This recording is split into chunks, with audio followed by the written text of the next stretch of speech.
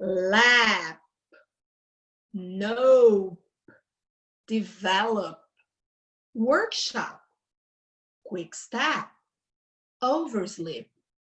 Aqui nós temos também o conceito dos stop sounds, que são sons que a gente para, né? Então eu falo lap, e aí você segura no P. Nope. Apesar de nope ter um E final, o E final não vai ser pronunciado. E aí eu vou escutar como se parasse no P. Nope, nope, develop, workshop.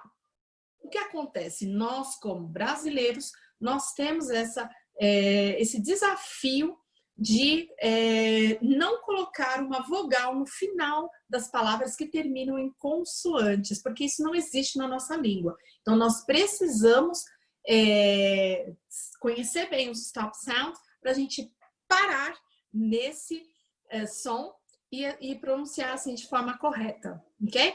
Now it's your turn. Let's repeat.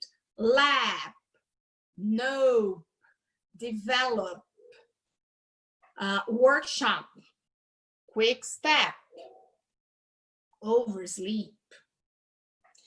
More words.